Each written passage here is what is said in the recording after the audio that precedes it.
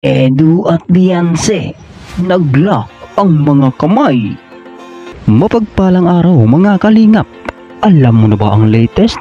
Tara, ating alamin. Pero bago ang lahat, paki-subscribe mo muna ang aking munting channel, pati na si Kalingap Rob at Kuya Bal Santos Matubang. Maraming salamat po. Aba, hindi pa pala tapos yung napakahabang holding hands sa part 29. Iba ka talaga, Papa Eds. Totohanan na ba talaga yan? Alam mo yung feeling na gusto mong sabihin. Gusto ka niya, kaso di niya masabi kasi may camera. Maingat sila sa sinasabi nila.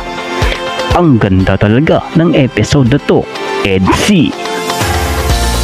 Alam nyo ba mga kalingap, ang best line ni Edu sa thank you ni Beyonce?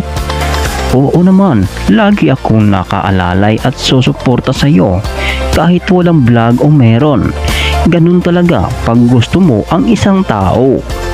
Alam nyo ba, napapansin ko, based sa mga kilos ng dalawa, gustong gusto na sagutin ni Beyonce itong si Edu. Kaya napatitig na lang. Pero kita naman natin na ramdam niya ang sincerity ni Edu. Beyonce, ito lang ang masasabi ko. Green flag yan at mahirap makatagpo ng ganyang lalaki. Ibibigay lahat para sa mahal niya. Seryoso na talaga si Kuya Eds kay Baby Beyonce. Same na talaga sila ng nararamdaman.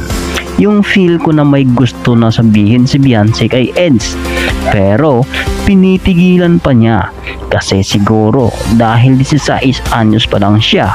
Pero totoo talaga yung feelings nila pareho. Sana kayo na talaga ang forever and ever. Hintayin mo siya, Kuya Eds.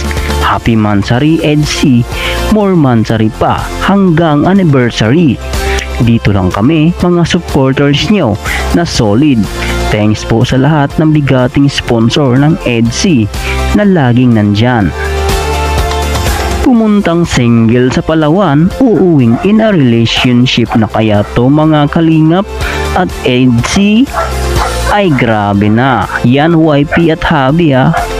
Watch, like and share po natin mga kalingap. Anong masasabi mo tungkol dito mga kalingap? Please comment down below. Maraming salamat po. To God be the glory.